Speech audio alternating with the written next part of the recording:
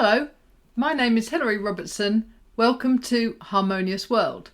This is episode 17, in which I speak to composer Michael Shapiro, especially about his incredible project working on a film score for the original film of Frankenstein. Hi there. Hi, Michael. How are you? I'm good, thank you. How are you? Lovely. I was in the UK last year because I conducted the BBC, the National Orchestra of Wales, for 3 days, and we did a recording. And a few years before that's the CBSO, which I think you should have the Yeah, Frankenstein orchestra. yeah. Well, I'm a composer, as you know, but I conduct, and I've conducted very actively the past 20 years. So, Michael Shapiro, composer, conductor, how did you get to where you are? Because you're not wishing to be too much of a kind of fangirl here. You are Go an ahead. incredible force within the classical music world. Thank you. You've conducted everybody, and so how did you get here? Hard work.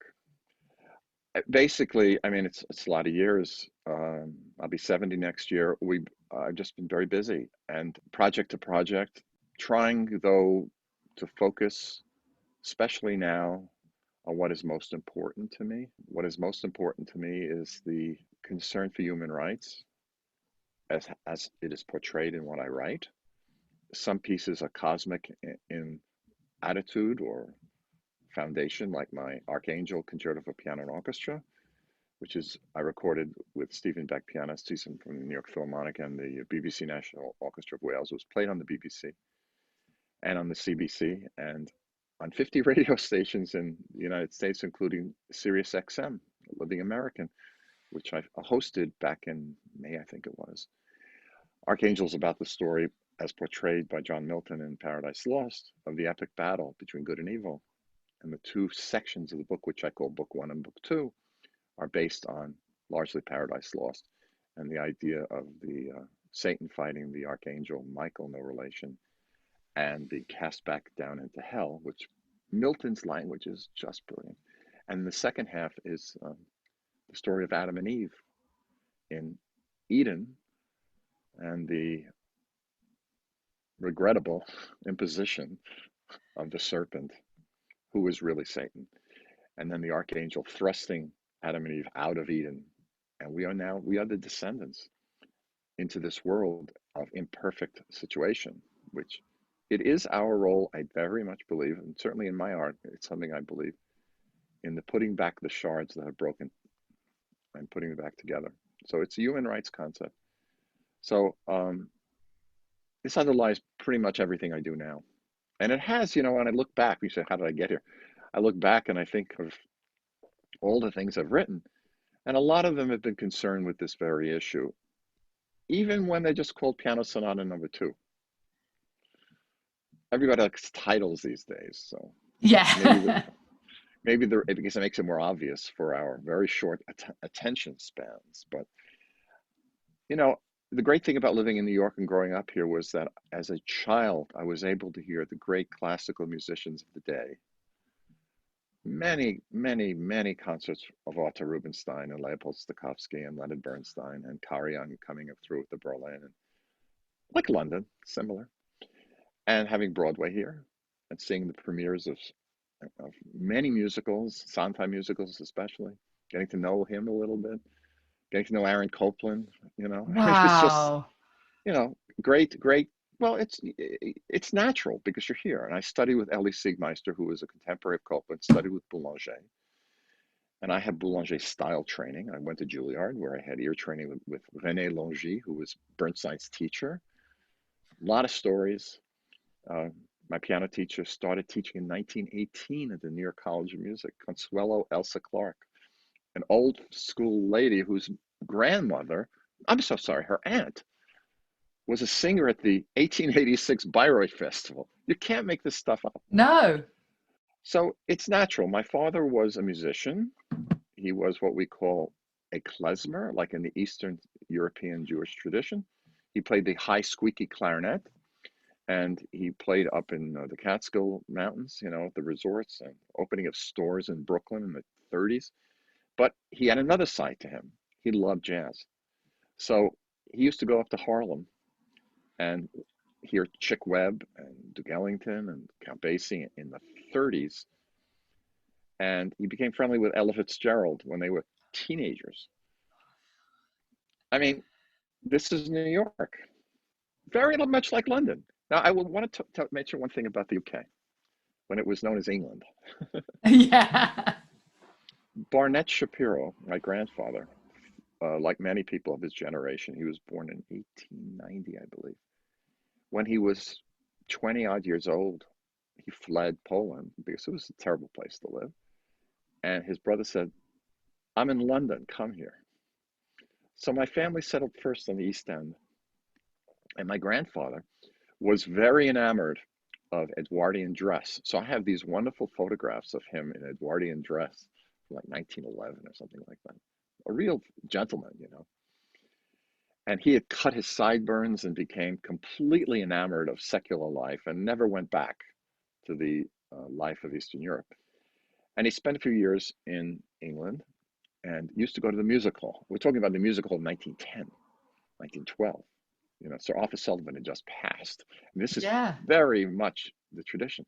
So he grew up loving the music hall, as he called it, and instilled in my father a sense of theater and a sense of music. So when my father became a musician in the 30s, he not only did the so-called klezmer music, he did what we used to call club dates, bar mitzvahs and weddings and openings of stores and getting a fish to take home to his mother as a payment from a fish store, you know, crazy stuff. But it was organic.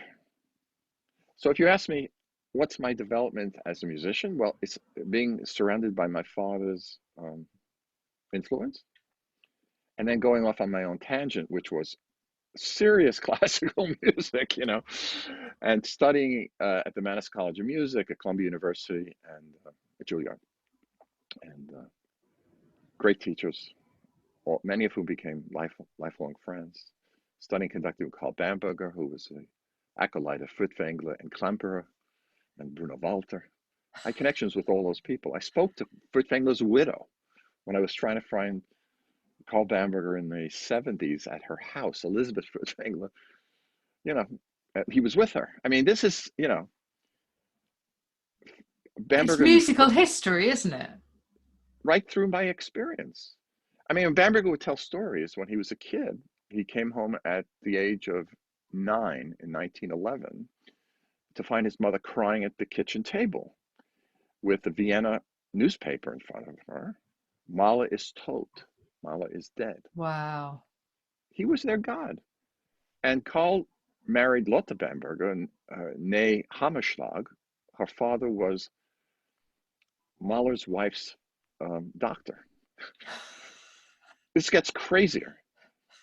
Bamberger went to pick up Lotte for a date when he was 18. This is 1920. Knocks on the door of the Hammerschlag mansion. They lived well. Dr. Hammerschlag. He comes in. The butler or maid let him in. Carl? He hears the voice of Dr. Hammerschlag. Come in. I want you to meet somebody. So Carl goes in there, and there's an older man there sitting with Hammerschlag. And Hammerschlag says, I want you to meet my best friend, Dr. Freud, Karl Bamberger. It's like, how can you make this stuff up?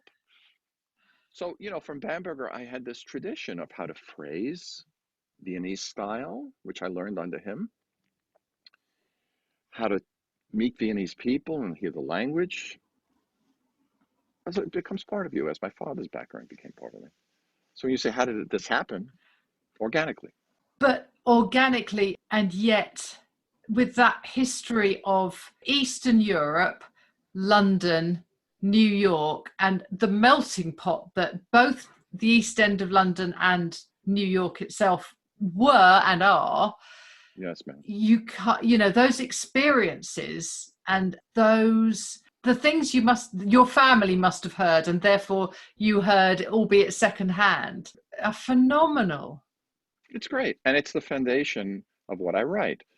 So I wrote my second symphony, which was recorded. I conducted the CBSO, the City Birmingham Symphony Orchestra, in 2015. It's now on all platforms, of course. But we recorded it with the Frankenstein overture in one day. It was absolutely insane to do that much music in one day. But super great orchestra.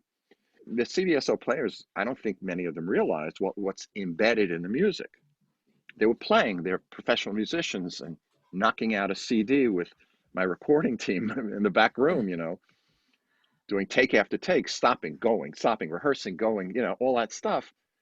But maybe they didn't realize that the qualities in my second symphony was just purely called Second Symphony, has my background in it.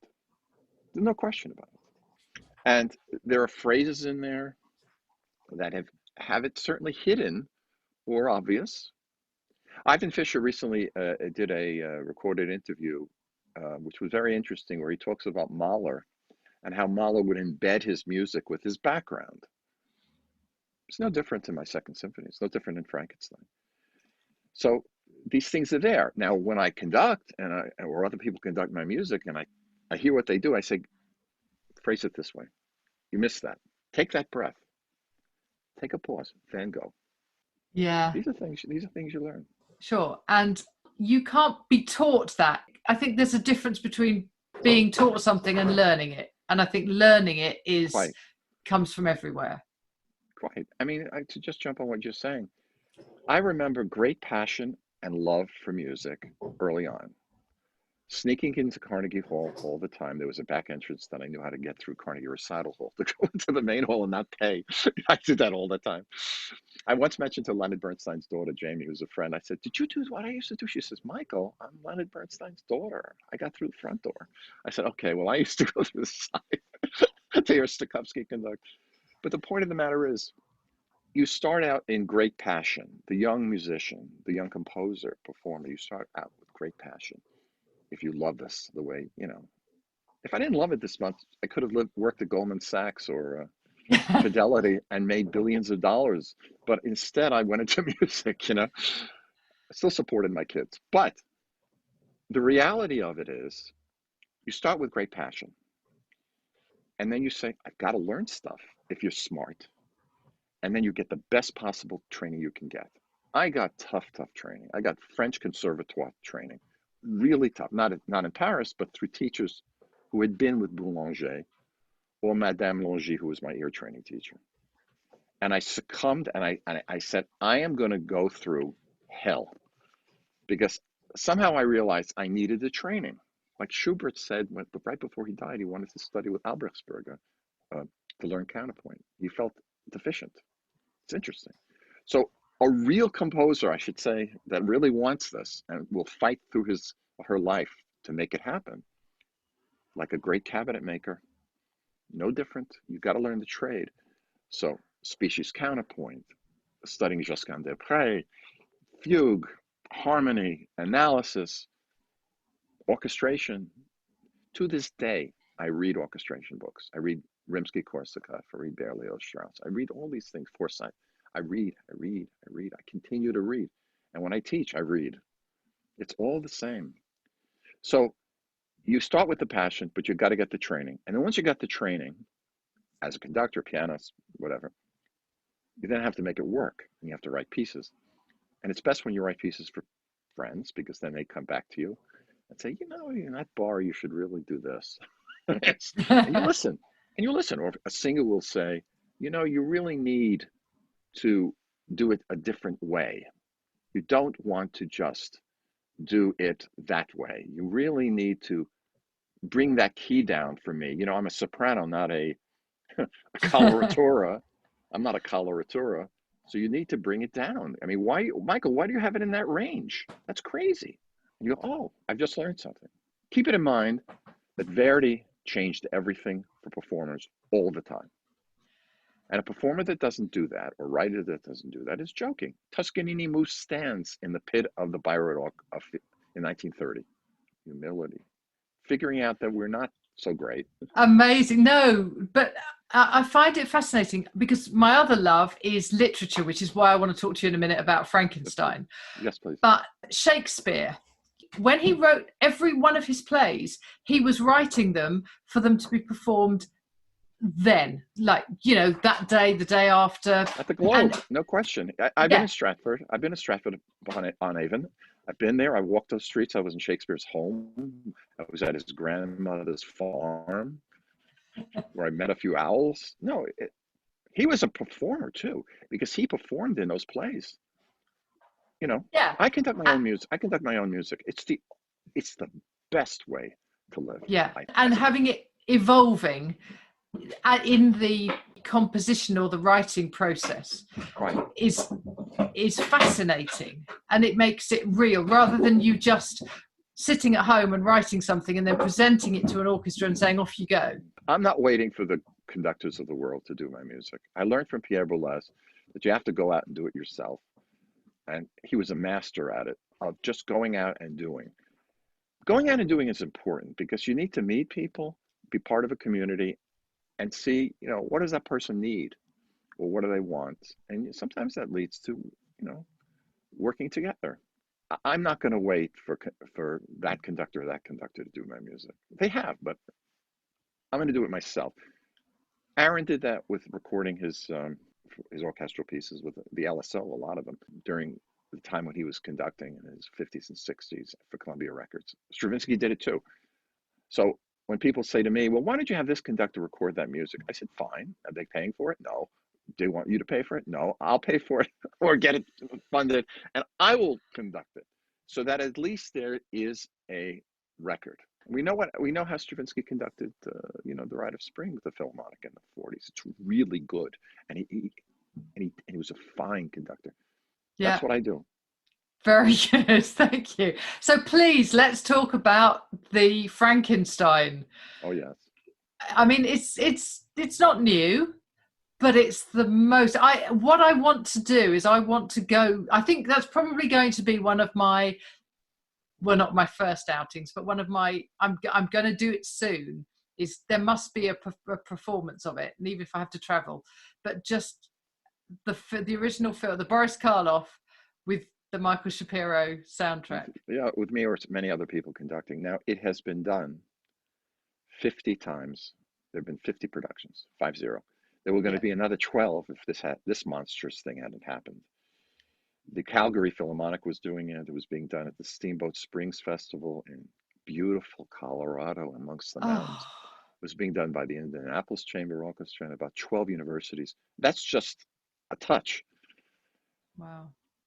But God willing, in 21, 22, and God, in the future, we'll get past this monstrous stupidity and we will be able to be active. And I'd love you to come. That I would be, that definitely, would be yeah, brilliant. I mean, we hope to do it in the UK at the appropriate time, but in London and so forth. But we have to get it tied together. Some discussions I'm having with someone in Berlin to do it next year in Germany. But you know, it happens. I get hired and I do it. There was the European premiere at the Bergen Festival in Norway. I opened the festival, Festspillene i Bergen, and I learned some Norwegian. And we did it on the first day of the festival, outdoors in the square of Bergen. The reason it was done there is they have a massive stage with three huge screens, all of which were broadcasting the film simultaneously. I wow. was on the stage conducting a wind ensemble. It works very well with wind ensemble outdoors. So the wind ensemble is called Dragefiets Musikkorps, the dragon band. They were terrific, wonderful, wonderful people, and we did it outdoors. We had 800 people, and I'll send you a photograph. You can certainly I'd use it. love to see that. Love to Yeah, see that. it's Be- brilliant. because you've orchestrated it for chamber orchestra, symphony orchestra, wind ensemble, and now for five singers and chamber orchestra.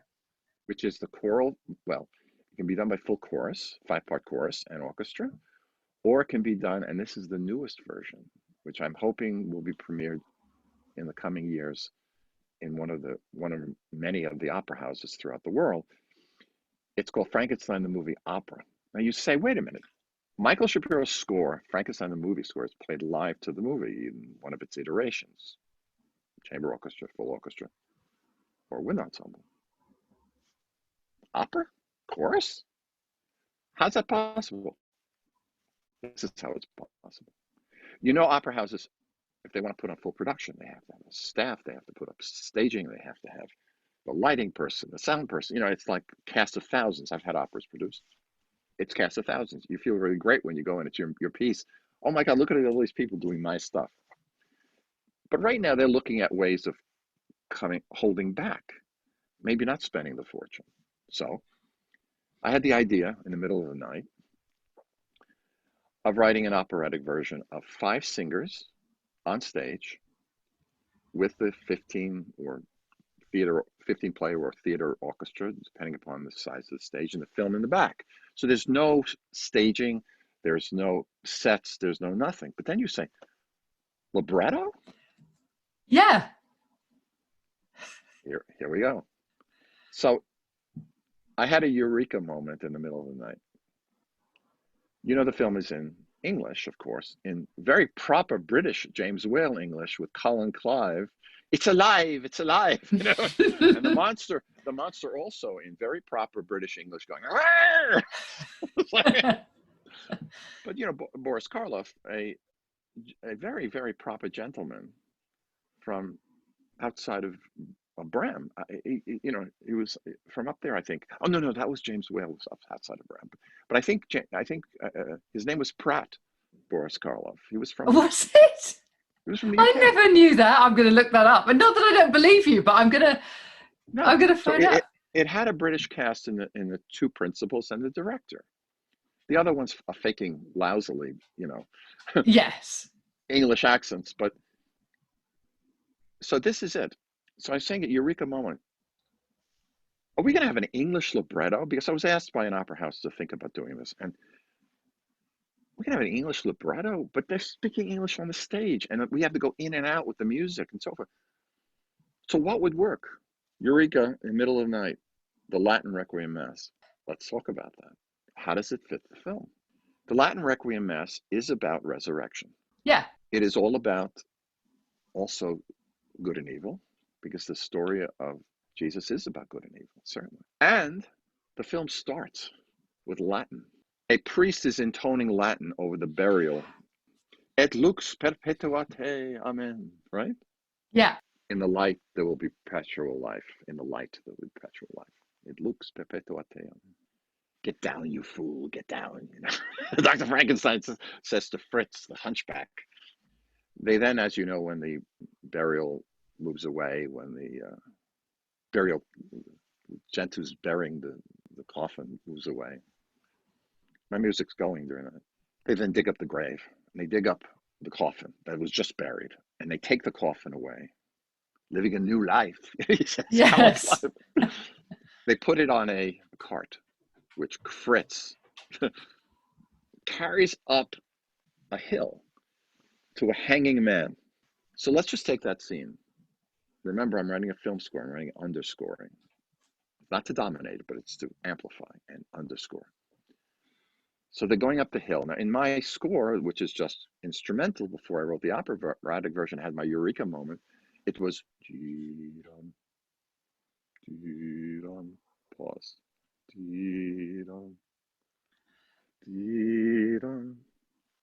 The operatic version. Kyrie eleison, Christe eleison, Kyrie eleison. Hanging man. Now, Lord have mercy on us. Christ have mercy on us. Lord have mercy on us. Ideal for the dramatic scene using the Latin. Now, when you have the Latin going, you have no issue because they can be speaking English and the Latin just sounds like sound. Look, you and I know the Mass, we've heard it a million times in this guy's Mass and other people's Masses. But the point of the matter is it works. Another scene, I'll give you another example. There's a wonderful scene with Maria, the 7-year-old girl, who doesn't know that the monster is a killer and a raving lunatic. And he meets her by the lake when her father goes to do his work. I'll be right back. You play with Kitty. And she's playing with Kitty, and then, the monster comes through the leaves, you know. What's your name? And he goes, like that. Looks at her. And do you like flowers? She says.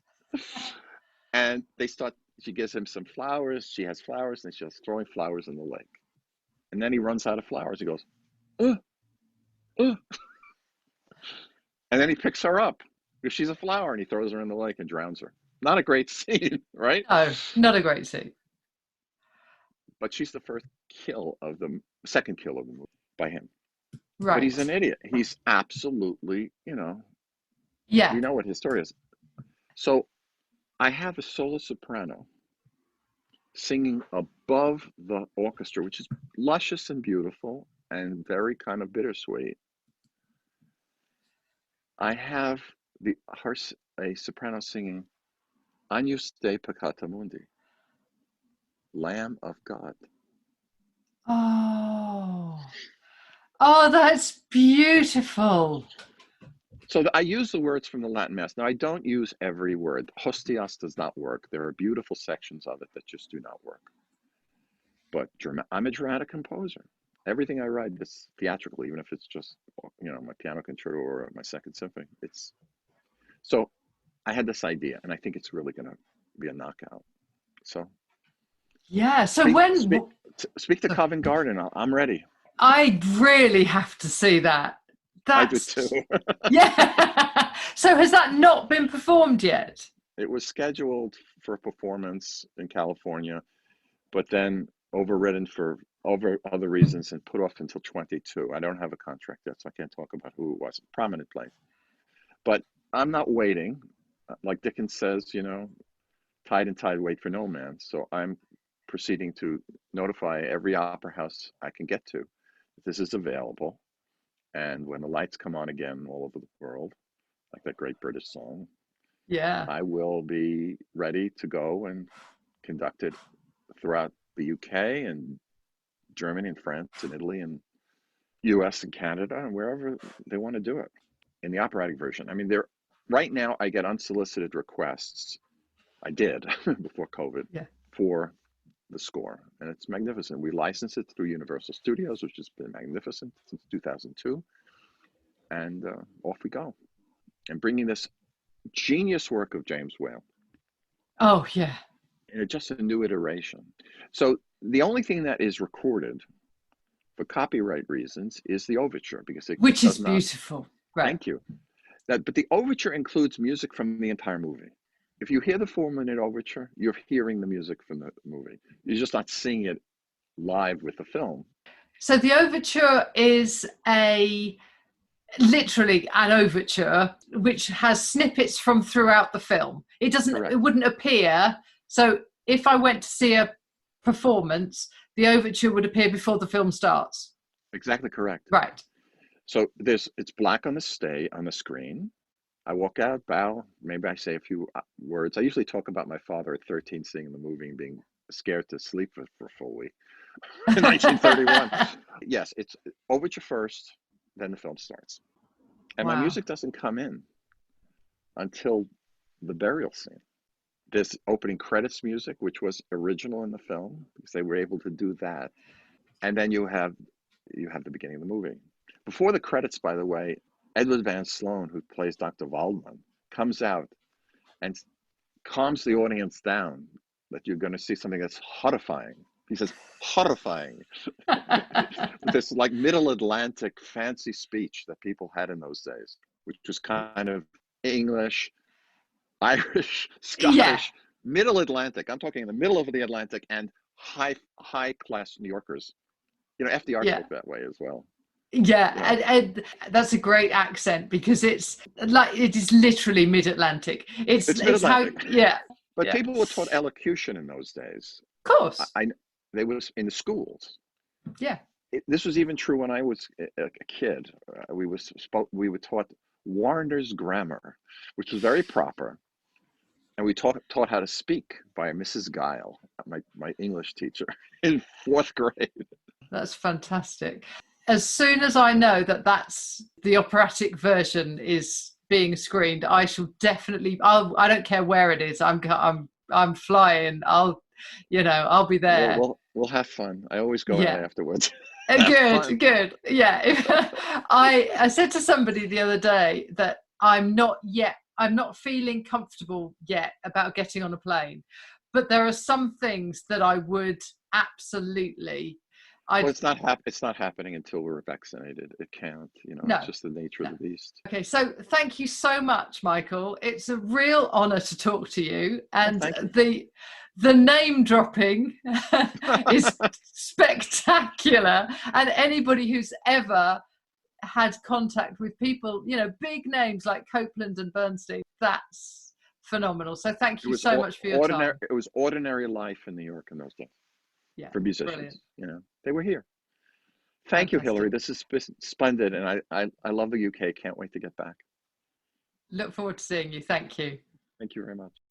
Honestly, it was such a pleasure to talk to Michael, and I genuinely meant that about travelling to wherever he is conducting that operatic performance of the film score to Frankenstein. I think that would be an exceptional Halloween, although it's not going to be this year. Well, thank you for joining me once more on Harmonious World. I hope you enjoyed today's conversation. Please do subscribe and leave a review, and let me know what you like and what you don't like about what I'm doing here on Harmonious World. But thank you once again for joining me.